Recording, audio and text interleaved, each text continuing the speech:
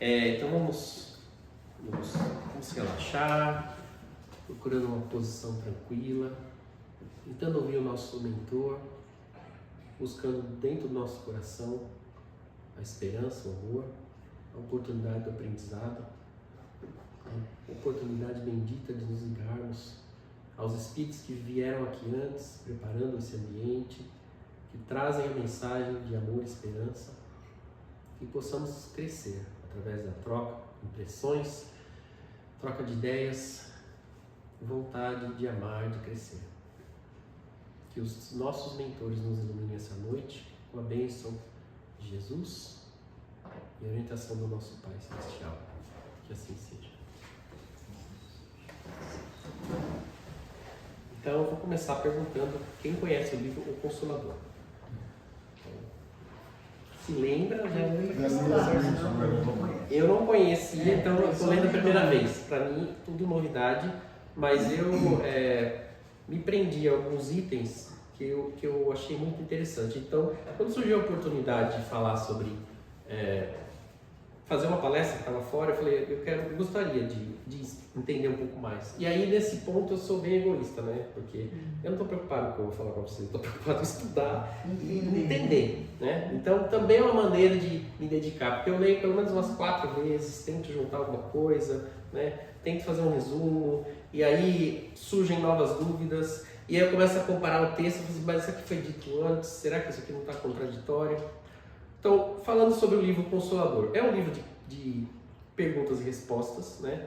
Foi ditado pelo Emmanuel, respondendo a perguntas que o grupo espírita Luiz Gonzaga fazia. Então, o Chico Xavier era o fundador, várias pessoas estavam presentes, e eles foram lembrados como espírito que eles poderiam fazer perguntas para o Emmanuel.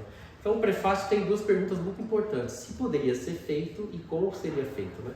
E ele colocou, sim, vocês podem fazer, mas atenção, vocês vão estar recebendo respostas minhas, né? Do meu conhecimento, da minha capacidade. Não vai ser a resposta final e definitiva.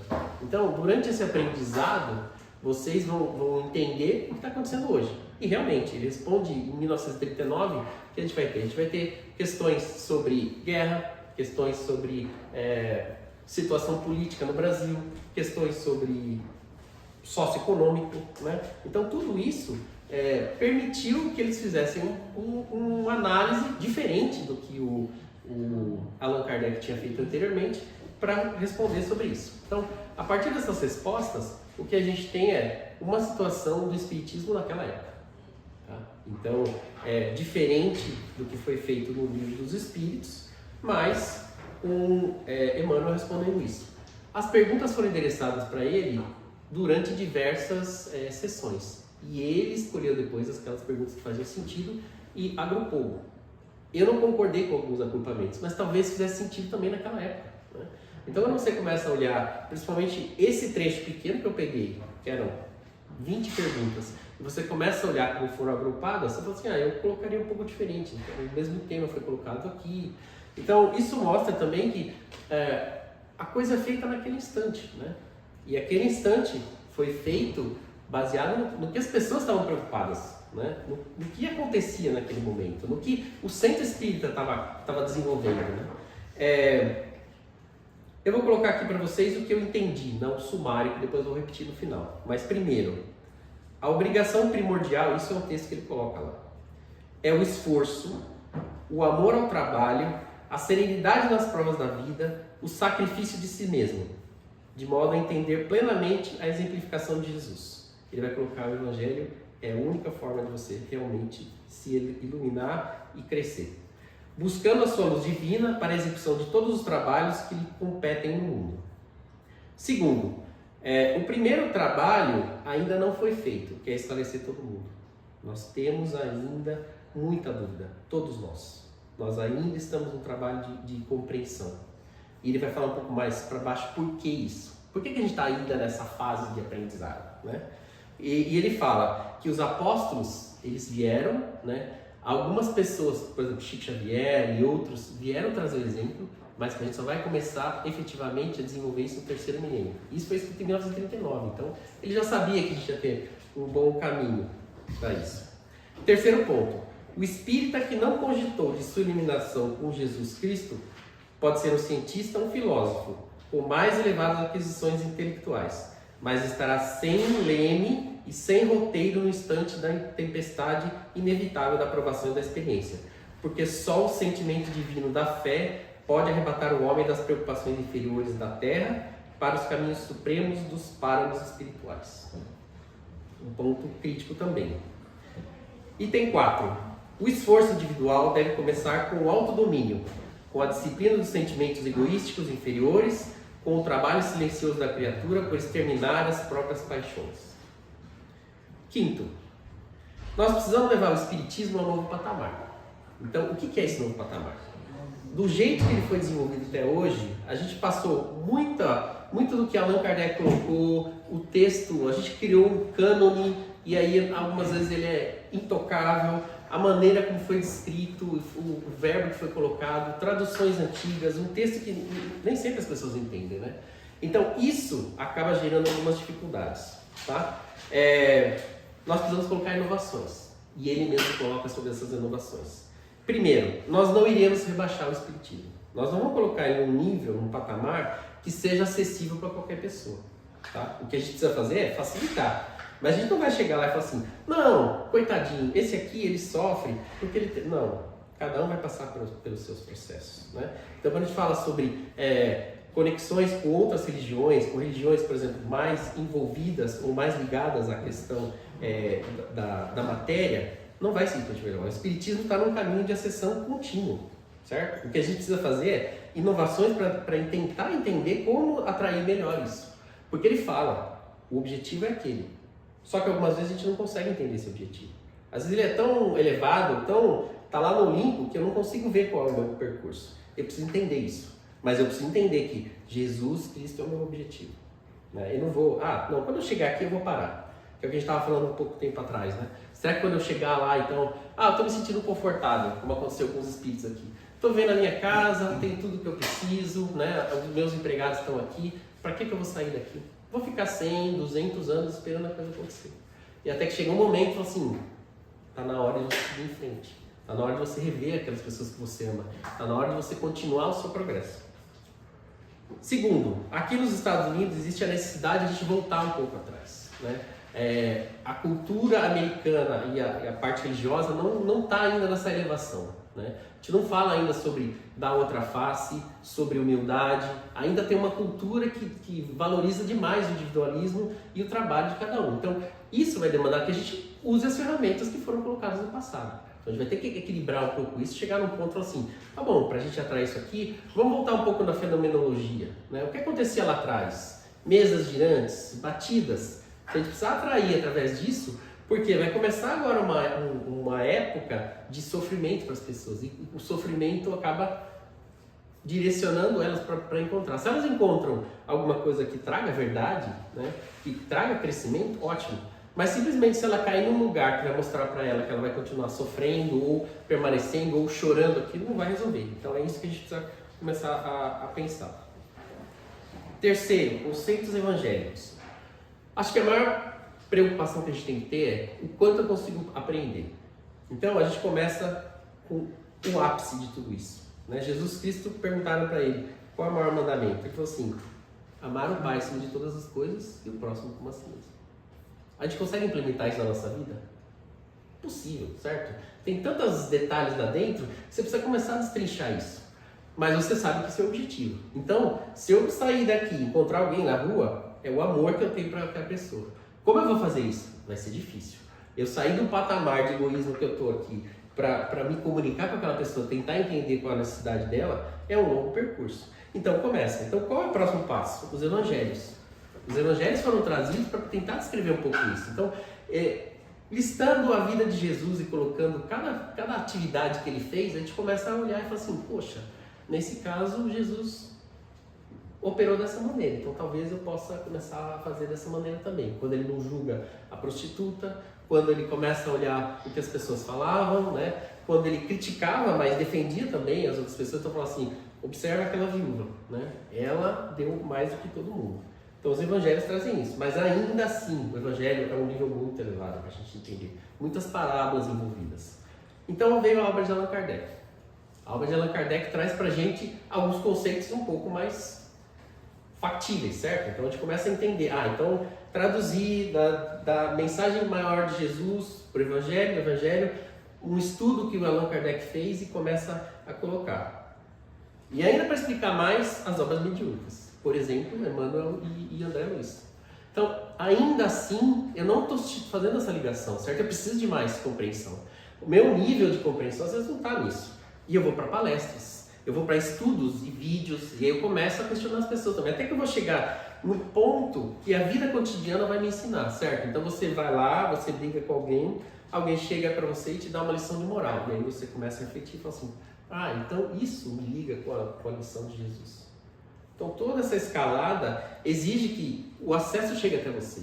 E obviamente quando você fala com uma criança, você não vai conseguir chegar, né? Não, ama o outro, né? Ama o pai, depois ela não vai entender. Então você tem que chegar para ela e dar uma lição um pouco mais palatável.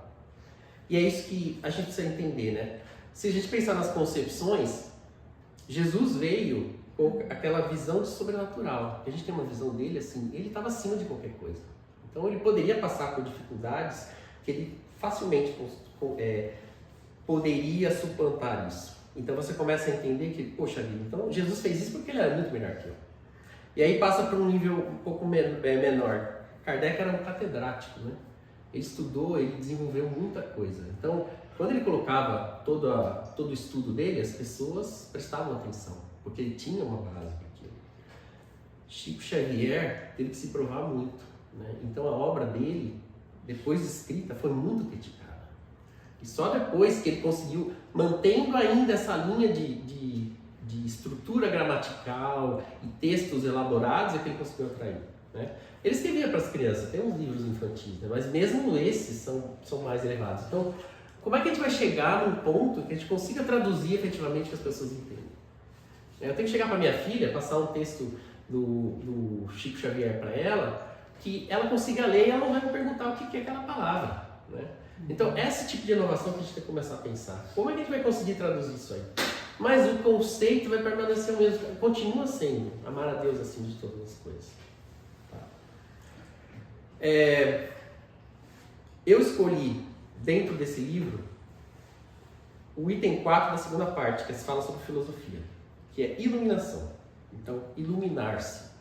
E ele divide em 3 partes. A primeira parte é necessidade, por que eu preciso me iluminar? Segunda parte, trabalho, como eu faço para me iluminar? E a terceira parte deixa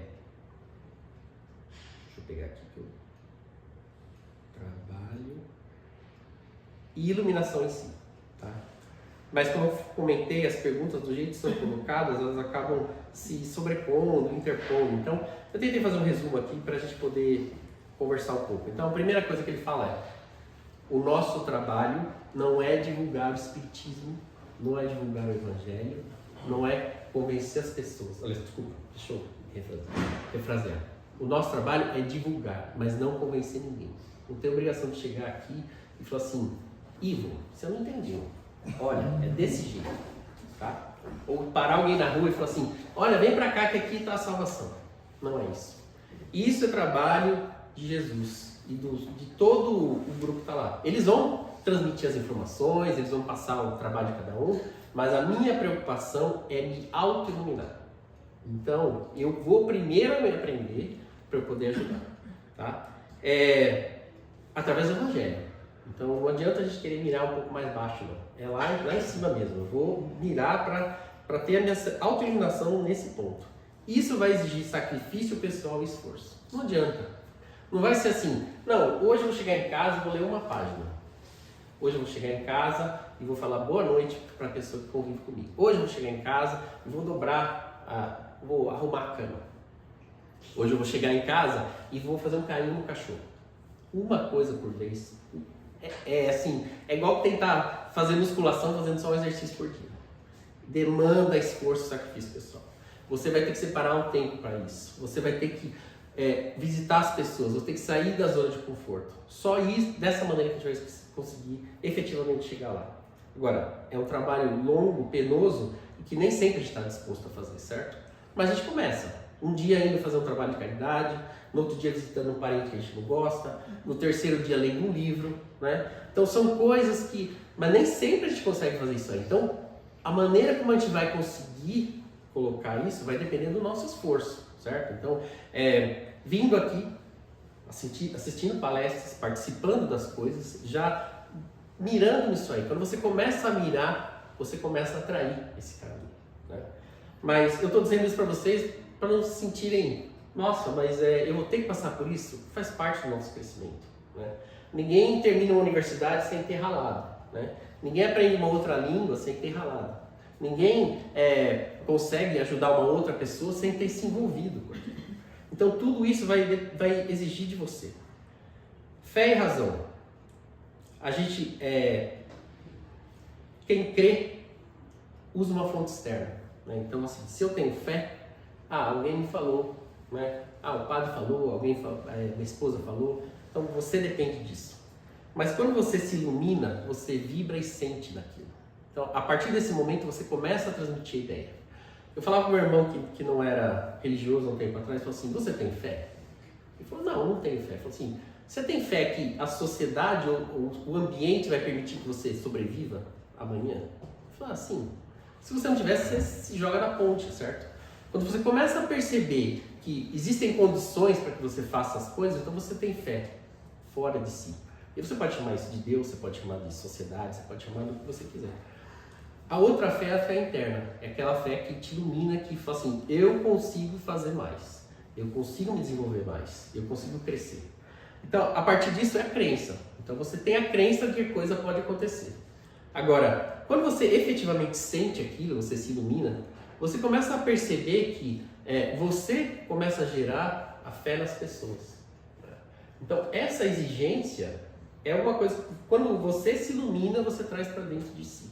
E aí você passa a não depender mais do outro, certo? Então, se de repente acontecer alguma coisa aqui e não tiver uma reunião aqui na semana que vem, eu tenho a minha fé suficiente, a minha iluminação, para pegar o evangelho dele e ter fé que a coisa está acontecendo do jeito que eu quero.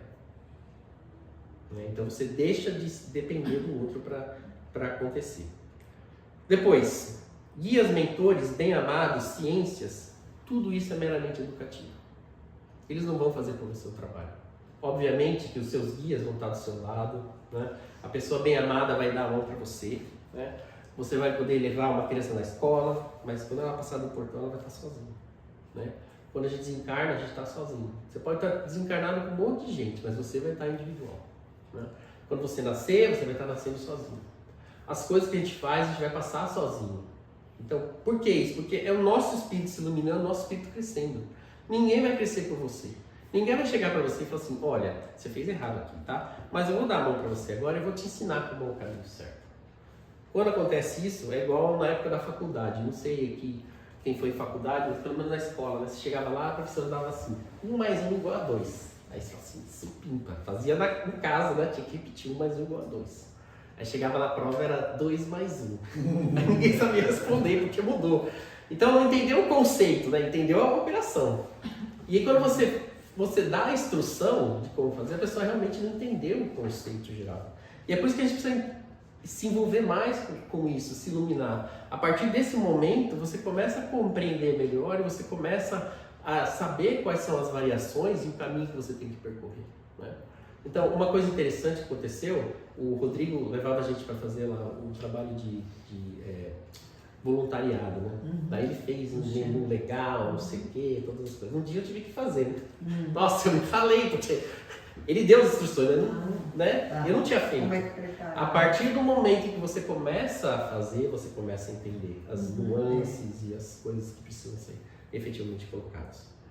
Então, tudo isso pode vir te ajudar, vai te educar, vai te dizer como fazer, mas você vai ter que passar pelas suas dificuldades.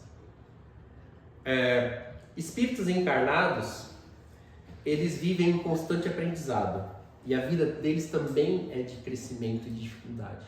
Ninguém desencarna aqui, depois vai passar para outro plano e vai viver como santo. Então, quando a gente pede ajuda, eles também precisam de ajuda, eles também vão estar fazendo outras coisas. O que a gente nota muitas vezes Os livros do André Luiz falam, mas o cara estava lá e foi ajudado. Sim, mas ele também tinha outras atividades, né? Então eles também estão em crescimento contínuo. E simplesmente chegar e ficar pedindo toda hora ajuda, me ajuda agora nisso aqui, me ajuda agora nisso aqui, não vai resolver, né? O que você precisa sim é focar em Deus. Deus vai te dar todo esclarecimento e vai te dar a oportunidade para alguém aparecer. Então às vezes a gente está pedindo uma orientação, né? E a orientação vem de outra, mas a gente não consegue ver. É igual aquela piada do cara que queria ganhar na loteria e orava e falava assim, meu Deus, eu mereço tanto ganhar na loteria. Daí até que um dia veio uma voz e falou assim, compra um bilhete, meu filho. Não consegui, né? Ou aquele outro que está na enchente e fala assim, Deus vai me salvar, né? Passa o barco, passa o helicóptero, ele fala assim, não, Deus vai me salvar. Ele morreu e falou assim, pô, você não me salvou, eu mandei 3 para te ajudar. Então a gente não consegue perceber que Deus está iluminando o nosso caminho, está conduzindo a gente, né? E a gente quer as coisas miraculosas. Então, os desencarnados também têm as suas dificuldades. E quando a gente sair daqui, a gente vai ter a nossa continuidade, né? A gente vê desenvolvimentos longos, né? Espíritos que permanecem longo tempo fazendo esse trabalho, mas aí em desenvolvimento, né? Criam casas, né? Postos de assistência, hospitais, tudo isso, e depois eles voltam para reencarnar, porque eles sabem que eles têm que continuar. E aí eles falam, reencarnação é a nossa maneira de efetivamente aprender. Tudo isso está se educando. Então você vê o sofrimento alheio, você recebe as pessoas, você ajuda. Mas isso, você está praticando a caridade. O seu aprendizado, que é efetivamente tirar as coisas que você fez de errado, né? As ações erradas que você fez, né? Tudo aquilo que você prejudicou o próximo, a gente vai ter que resgatar, né? E não vai ser meramente praticando a caridade que você vai limpar isso aí. Vários livros do André Luiz ele também comenta. Você pode diminuir muito o grau do sofrimento que você vai colocar, mas você ainda vai ter que passar por aquilo para exterminar de dentro de você, dentro do seu espírito, aquilo que você criou. Um outro ponto interessante, a harmonia não pode ser forçada por decretos. Então não vai chegar nenhum imperador, rei, Jesus aqui e falar assim, a partir de hoje esse mundo vai ser harmonioso. Eu achava que, quando eu era pequeno, eu falava assim, vou ser presidente, né, do mundo, e vou dar dinheiro para todo mundo, todo mundo ser feliz, né? As pessoas são totalmente diferentes, né, espiritualmente, moralmente, então todo mundo vai pegar aquele dinheiro e vai usar de uma maneira diferente, né? Eles falam assim, se chegar um decreto assim, agora todo mundo vai ter acesso à saúde pública, não vai resolver o problema da saúde pública. Todo mundo vai ter acesso à alimentação, não vai. Né? A gente conheceu o caso do pessoal lá que doavam comida para uma família. Tinha perdido a mãe, 3 crianças e o pai. Né? Todo mundo chegava e deixava a doação na porta e ia embora. Chegava, deixava a doação na porta e ia embora. E as crianças passando fome, o pai passando fome. Aí foram olhar, né? O arroz estragando, o feijão apodrecendo. Ele não sabia cozinhar, né? Não era isso que ele precisava. Né? Então, dar oportunidade, às vezes dar uma orientação, é você participar mais, né? Ativamente daquilo. Então não vai ser doando que as pessoas vão estar prontas para isso. Cada um inventa o céu ou o inferno e deve esperar de Deus a palavra que educa, não do guia, mentor superior ou ser que ama. Então, muitas vezes a gente está passando por uma dificuldade e quando você faz uma abordagem da dificuldade vendo pelo lado negativo, é óbvio que aquilo vai ficar muito maior, né? Então, se você pensar assim, meu Deus, eu vou ter que passar por esse tratamento aqui. Minha mãe fez uma cirurgia no ombro e a perspectiva dela é só 3 meses, né? Eu falei, meu Deus, vão ser 3 meses de sofrimento. Ela estava com a abordagem, graças a Deus, isso vai reduzir a minha dor em 3 meses. Graças a Deus, eu vou estar resolvido o meu problema em 3 meses. Graças a Deus, eu vou conseguir fazer outras coisas em 3 meses. Né? Agora, se você tem a abordagem contrária, né?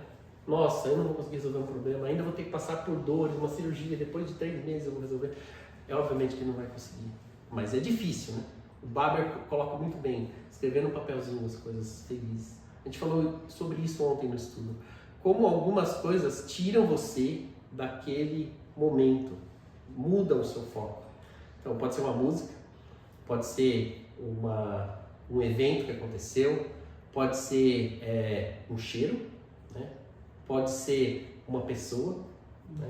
Então várias coisas ajudam você a se desconectar disso. Isso lembra aquele filme lá em algum lugar passado, que até que eu comentei, né? Que ele vai no passado porque ele coloca lá toda a roupa, né? Então, ele entra efetivamente. O que ele fez, na verdade, foi uma regressão de memória. Né? Ele esteve lá, efetivamente. Então, ele só precisava daquele trigger para fazer. E a mesma coisa pra gente, né?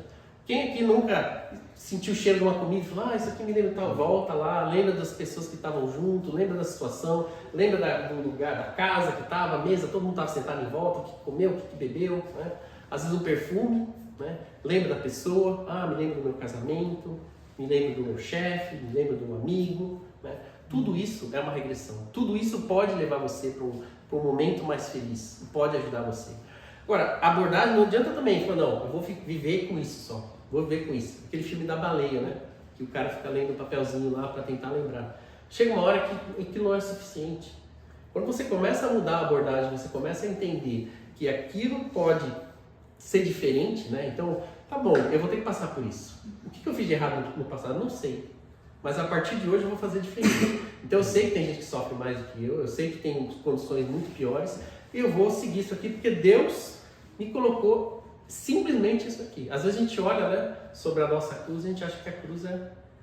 A prima da Lúcia, que era dirigente do Centro Espírita do Brasil, falava assim, que foi dado para a pessoa escolher uma outra cruz, né? Então assim, você pode escolher sua cruz, tem um monte de cruz aqui, vai lá e pega a sua. Ele olhou, tinha umas cruzes assim de 1 tonelada, umas todas cheias de farpa, né? Uma de ferro, né?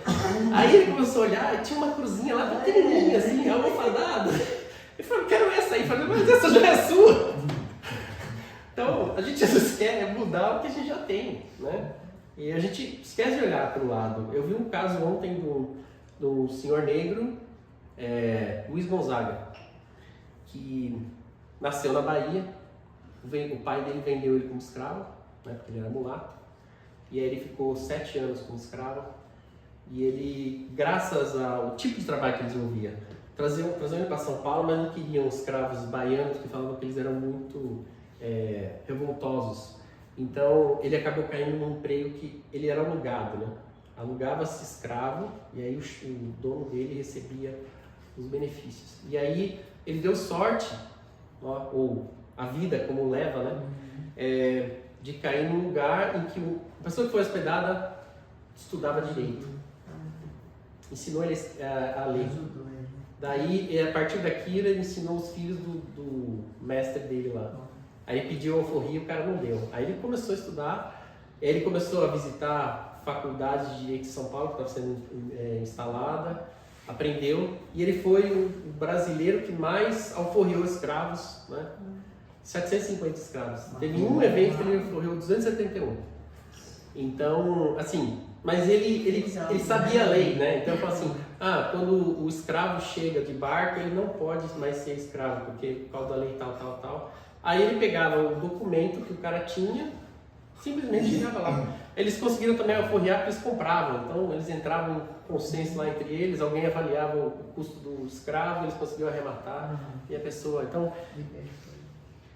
Ele não era espírita, né? Mas ele conseguiu desenvolver e praticar alguma coisa, né? Então fazia parte do aprendizado dele.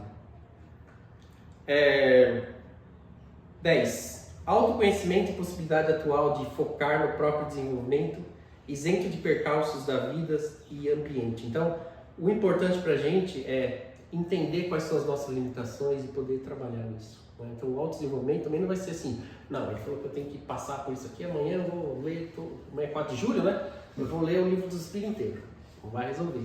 Porque ele fala também aqui que uma reencarnação não basta para a gente aprender tudo. A gente tem que voltar várias vezes. A gente vai ter que passar por diversas oportunidades, diversas vidas, diversas experiências para a gente poder aprender isso, se autodominar. Alguma hora a gente vai chegar nesse labirinto da vida e não vai ter uma saída, vai ter que voltar para trás. Outra hora você vai reencarnar numa coisa que você viveu no passado e você não conseguiu aprender. Então tudo isso vai demandar uma longa experiência da gente. E essa longa experiência, por que é tão longa e lenta? E aí ele coloca essa pergunta, e ele fala assim, por que até hoje, ou até o século XIX, a gente estava mais preocupado em sobreviver do que viver, né? Então, a gente não tinha energia elétrica, imagina, hoje com a internet você não precisa nem abrir um livro para estudar, né? o foco mudou. O foco passou a ser em si mesmado, né? Então eu consigo dedicar tempo para mim mesmo. Consigo ir lá, ver uma mídia social, consigo estudar, consigo assistir uma série, mas aí eu vou poder optar. Eu vou gastar o meu tempo, né, assistindo TV o dia todo, né, como minhas filhas fazem, né? Pegam uma série de cabo a rabo. Ou eu vou estudar, aproveitar um tempo, né? Conversar com alguém, né? Participar de alguma coisa, fazer um trabalho voluntário, praticar uma caridade. A escolha é minha, né? Ninguém vai, por mais que você fale assim, não, a minha esposa vai me falar, o meu marido vai me falar, né? O meu colega vai me chamar, lá no centro eles vão fazer um trabalho e eu vou lá. Isso pode ajudar, mas você tem que estar disponível, você tem que começar a buscar isso. E aí ele fala a diferença entre doutrinar e evangelizar. Doutrinar é o que eu estou fazendo, né? Que é falar para vocês. Então eu vim, estudei, tenho um texto, passei para cá. Evangelizar é sentimento. Isso já entra um pouco mais de o quanto eu me aproximo de vocês, quanto eu consigo mostrar que eu me importo, quanto eu consigo ajudar você a compreender aquela lição verdadeiramente. Então, quando a gente fala sobre o trabalho que a gente faz aqui mediúnico, existe uma diferença, mas que a gente não chegou talvez num grau tão sutil assim, né? De simplesmente conversar com o espírito, falar para ele, olha, você morreu, né? Tá aqui alguém que pode te ajudar. E outra coisa é, eu me importo com você. Eu gostaria que você realmente deixasse esses 400 anos para trás e você conseguisse ir para uma nova oportunidade. Você dá a mão para mim? Vamos junto nisso? Que eu vou ficar responsável por você, eu vou fazer uma oração toda noite para que você consiga efetivamente se esclarecer. Para que eu me dedique e mostre que você é importante para mim. Então, a partir desse momento, a coisa muda. Obviamente que a gente não está falando aqui de passar a ser Jesus Cristo amanhã, mas quando você se dedica e consegue fazer, tem aquele filme lá do menino, né, que eles passam uma coisa para frente, né? Faça uma coisa boa para outra pessoa. Corrente do bem. Então, obviamente aquilo mas se você pensar, né, poxa vida, hoje eu recebi uma coisa boa. Tem uma música do Chico Buarque que fala sobre isso. Naquele dia o marido chegou e ao invés de xingar ela, ele falou assim, você tá bonita, põe o vestido e vamos sair. A cidade se iluminou, né? A gente pode fazer isso, a gente tem esse poder. Mas algumas vezes o que a gente precisa é mudar o nosso padrão vibratório. Se eu chegar em casa sempre da mesma maneira, eu vou continuar fazendo as coisas da mesma maneira. Evangelizar também é isso. E por fim, inovação religiosa. Foi como eu comentei com vocês. Acho que o principal é como que a gente pode trabalhar para que todo mundo tenha acesso à informação e as pessoas que conseguem passar esse grau de elevação ou essa instrução superior mostrem pra gente como fazer isso. Mas a gente só vai conseguir isso através do sentimento. Chega um momento em que a gente se bloqueia.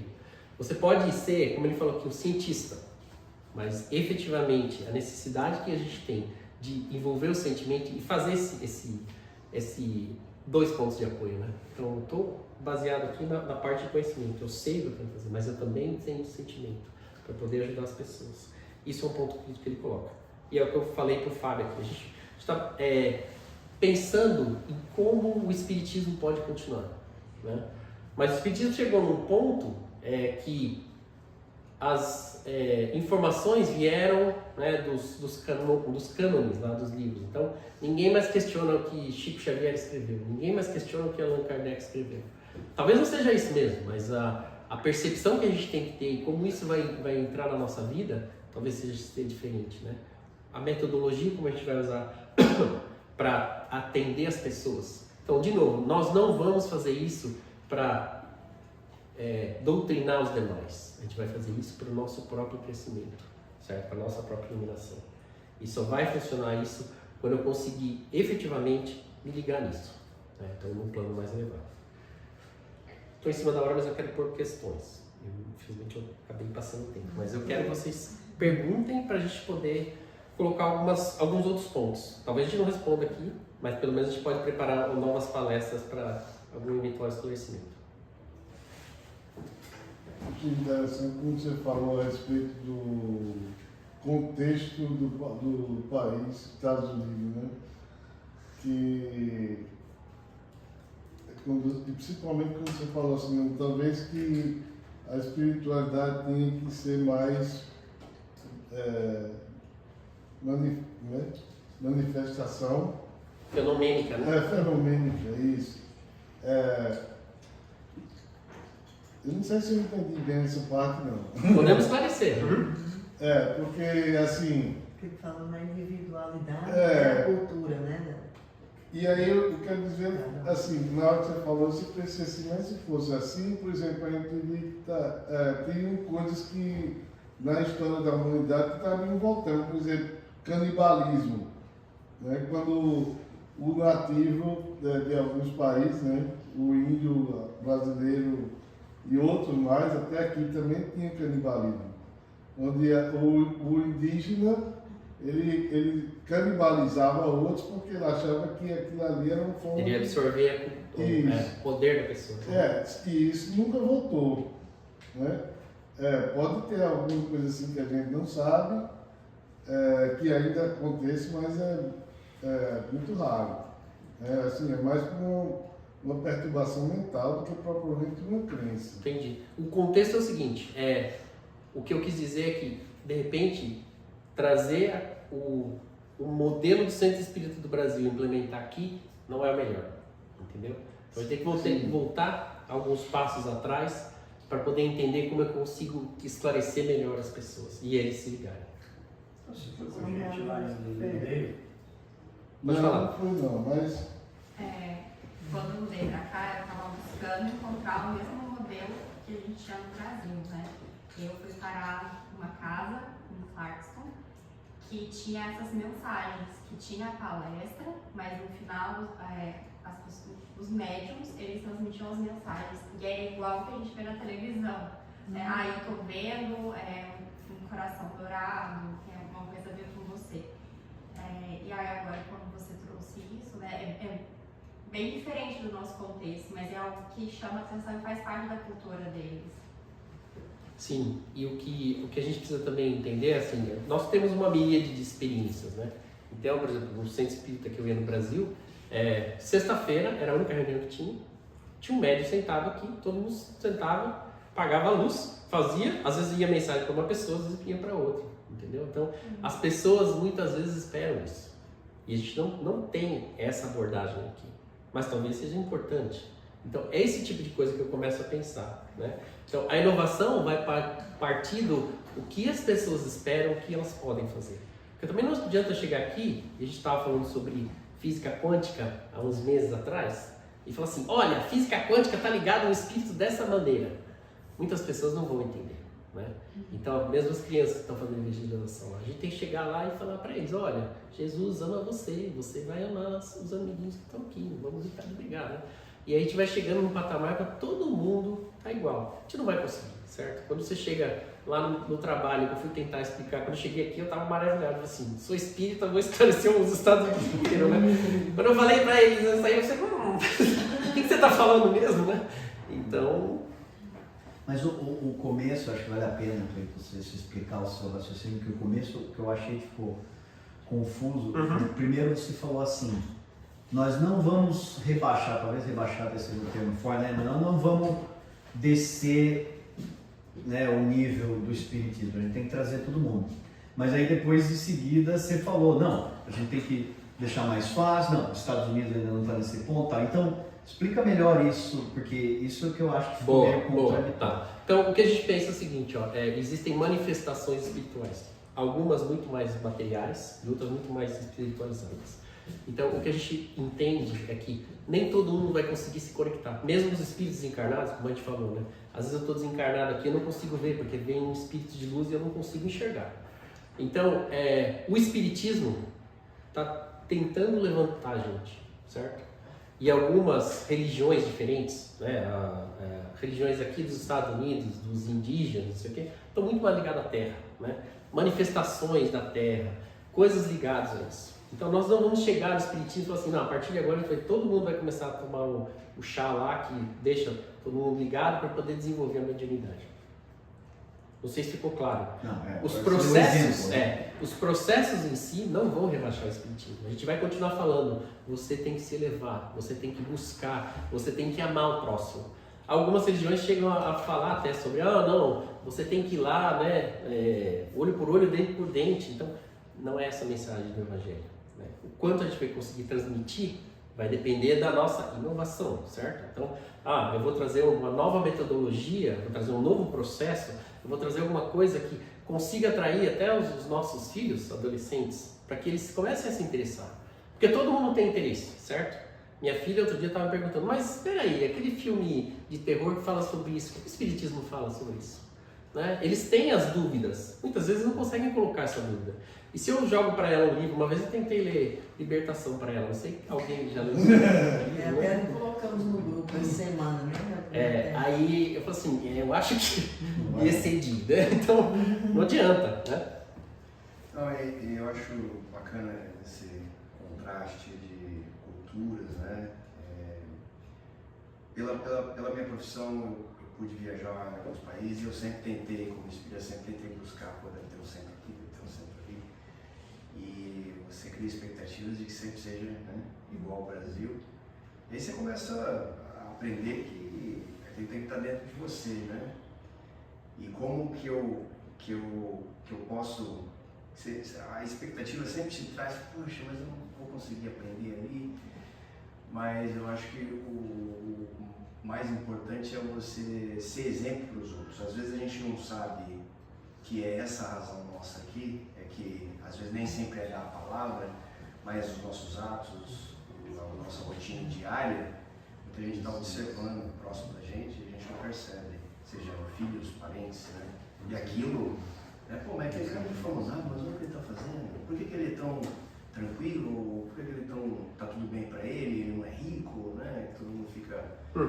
E eu lembro do momento que eu estava viajando com a minha esposa e uns amigos meus, e a minha esposa jogou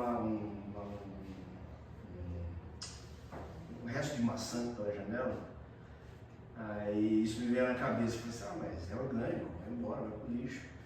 Eu falei assim, por menor que seja, alguém vai ver isso e aquilo vai ser tomado como exemplo, né?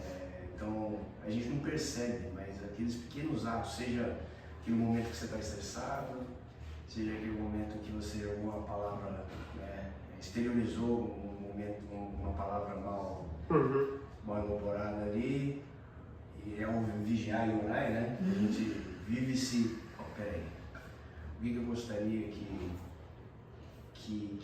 o que seria um bom exemplo do ser humano, né? Para que o próximo tenha que entender, e eu não julgue o próximo por aquilo que ele fez, né? E a gente não percebe, às vezes a gente está tão rodeado de conhecimentos, né? Que você vê, a sociedade vem e volta, começa a evoluir, né? Volta e tal, que é difícil que absorva, mas o exemplo individual, ele não é treinado, né? A biblioteca está cheia de livros, mas nem sempre alguém vai lá e vai ler algum pequeno capítulo que seja, né, para que aquilo comece, que a roda comece a girar cada vez mais rápido.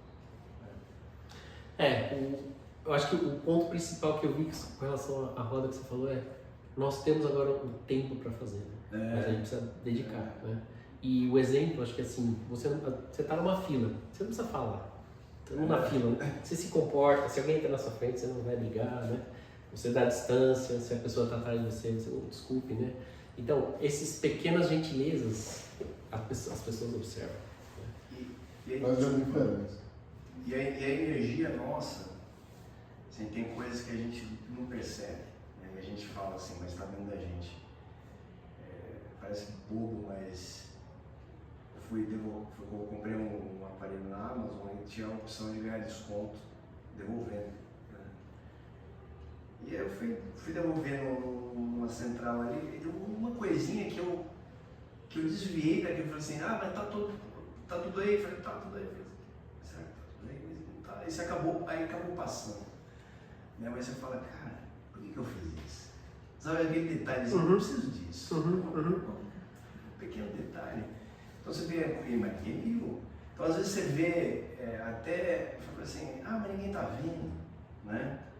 Mas você vê que aquilo faz parte de você e você está exteriorizando a consciência, energia. né? E aí você vê quanto mais próximo a gente tenta, né? Ou quanto mais a gente tenta de nos aproximar de Deus, às vezes são esses detalhes que humanos nossos, né? Materiais, tal, que a gente fala, a gente tenta. Minha esposa reclamou muito que eu sou um mão de vaca. Também eu tento me iniciar disso, né? Eu tento falar, não, vamos passar, mas tudo bem, mas tá além disso, tem algo maior cuidando. E eu acho que faz parte do nosso desenvolvimento, né? E vai chegar uma hora que, assim, eu falo pra Lúcia, às vezes a gente tá olhando aqui, você falou, tô ganhando 10 centavos aqui, perdendo 100 dólares lá. Ficou até 3 da manhã pra tentar pegar passagem mais barata, mas esqueci que vou ter que pagar a bala aí. Eu acho que eu tentei falar pra minha filha que algumas coisas nós não sabemos ainda. Né? Então, assim, tem uma legislação lá, né? O imposto de renda que eu não sei. No Brasil eu até sabia, mas aqui eu falei, tem coisa que é assumida que você já sabe. Então não adianta chegar e falar assim, não paguei imposto de renda que eu não sabia. Né? Você pode até declarar, não, mas olha, esse detalhe aqui sobre esse desconto eu não sabia. Mas sobre aquilo que você tem que pagar, todo mundo sabe. Quando eu cheguei aqui, uma das coisas que me chamou a atenção também, você falou da maçã, né? Não, meu pai, ele veio aqui, ele comia uva e jogava bagaço na grama. Aí foi tentar explicar pra ele. Atrai bicho, um monte de coisa. E aí eu vejo as pessoas assim, lá na GM, né, onde eu trabalho, eles falam, não coloque alimento, porque você vai mexer com o ambiente. Né? Então, assim, jogar maçã também vai atrás dos bichinhos, eles vão ter outra fonte de renda. E não sei se vocês sabem, mas que os esquilos aqui nos Estados Unidos estão mudando, né? O paladar deles, né? Eles estão mudando porque as pessoas estão facilitando. Então, eles estão se tornando animais domesticados. Uma coisa que a gente está fazendo. Né? Então, e a gente não sabe ainda como a gente está interferindo no nosso equilíbrio, né? Com as pessoas, né? Então, quando eu facilito alguma coisa para alguém ou para mim, né? O quanto minha filha fala assim, mas caramba, os caras cobram tanto imposto de você, eu falo assim, eu estou fazendo a minha parte. Né? Eu pagaria 1 milhão. 2 milhões. A minha gerente do banco virou e falou assim, nossa, mas você tem que acertar aí suas doações para poder pagar menos imposto de renda. Eu falei assim, nossa, se você soubesse no Brasil quanto eu pagava, eu tô no céu aqui. A gente tem que entender, valorizar essas coisas, mas a gente ainda não está pronto para tudo isso. A gente vai ter que ainda se iluminar muito no caminho. Que interessante ponto que você fala. Às vezes as pessoas acham que o espiritismo é uma religião, alguma coisa, mas ele veio trazer o que é o espírito, né? Se a gente entender o que é espírito, a gente vai ver que isso aí não começou com Kardec, não começou bem antes, e todas as outras, sei lá, as associações secretas que tinham, as organizações, os hermetistas, lá no fundo, se falar que ele tem só uma coisa para fazer aqui, todas eles fazem o espiritismo no fundo falar uma coisa, ele tem que evoluir. E aí como? Só tem um jeito de evoluir, é ajudando o outro. Se você subir sozinho, você não tem base, então você tem que subir puxando outra pessoa, segurando na mão do outro que está lá em cima, porque você não vai ter... Eles falam muito de mestre e discípulo, né? Quando o mestre está pronto, quando o discípulo está pronto, o mestre aparece. Quando ele tem essa necessidade, o Espírito não vê à toa, ele está esperando isso. E aí a espiritualidade deu. Não deu tudo, que nem ele falou, o próprio Emmanuel fala nesse livro. É o que eu sei. Na realidade, ele não falou que ele sabia. É lógico. Ele falou assim, o que eu sei, porque ele não ia falar tudo. Da mesma forma que o Espírito não fala tudo para Kardec. Se falasse, ele estava perdido, não entendendo o que Jesus falou há 2000 anos atrás. Vai entender o que falou. Não entendendo o que Hermes Trismegisto falou há 5.000 anos atrás. Que é a mesma coisa. A gente só está aqui para isso, para ascender, para evoluir. E só evoluir no amor de Jesus, que é o amor de ajudar o outro. Não tem outro jeito. Começa ajudando você, ilumine-se. Se não fizer isso, e aí tem esse custinho, né? Aquele custinho de você fala, não, vê a série inteira. É só uma. Ele faz uma caridade, ele faz alguma coisa, senão não vai ter jeito. Não vai ter jeito. Esse mundo de provas e expiação que nós estamos esperando, talvez não chegue tão rápido, se todo mundo não. Agora ele falou que é só no 3º milênio que vai. Já vai. Tem um tempo. Pessoal, mais alguma dúvida, comentários? Fiquem à vontade. Alguma coisa para a gente trazer para as próximas semanas? A gente está pensando em montar alguma coisa tipo assim, evangelho, 2, 3 perguntas e abrir para perguntas gerais. Mas pensem um pouco o que vocês gostariam de perguntar, qualquer coisa, porque a gente sabe que em alguns conceitos é muito fácil falar, né? Principalmente para quem está aqui ou já leu o livro, mas outros são mais complicados. Então, Eu sou pai recente, eu queria saber, uma pergunta aí sobre o próximo momento, de quando a evolução da criança e a espiritualidade da criança, como funciona, né? Onde que eu ouço muito de que até os 7 anos ele está em evolução, então por isso que também às vezes eles enxergam muito mais espíritos que a gente, isso ainda para mim é vago.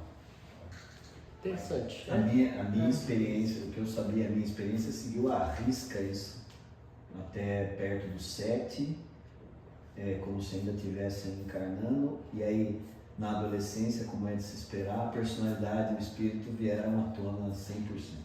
Mas, enfim, não sei se é para todo mundo. Tem um livro que eu li que eu gostei muito, que chama-se O Perispírito, Zelmínio Miranda. Não, Zelmínio. Hermínio C. Miranda. Não é o Hermínio C. Miranda que a gente Não, é Zelmínio Zózimo. Assim, é Zezé. Então ele fala bem direitinho, explica isso aí bem direitinho. Como é que se dá como é que o perispírito interage com o corpo físico, tanto antes, durante e depois da vida material. E daí ele explica, uma das coisas que ele explica é exatamente isso,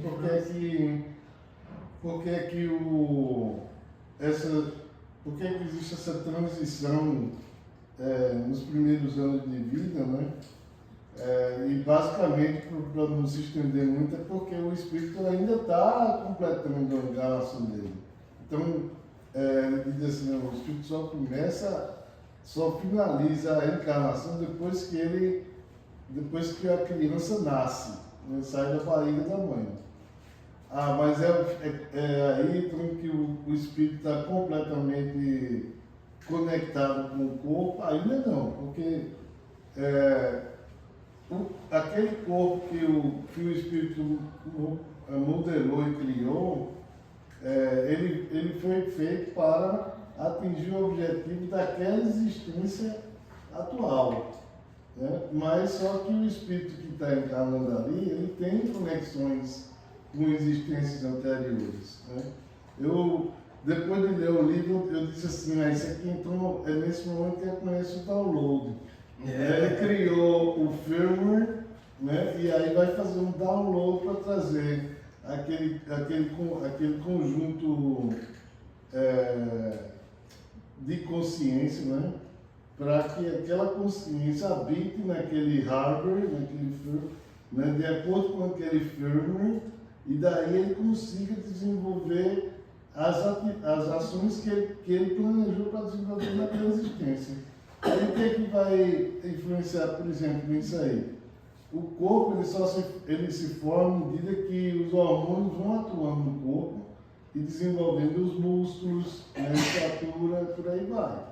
Então, tem coisa no André Luiz que dá para colocar alguma coisa, a gente pode trazer um estudo depois.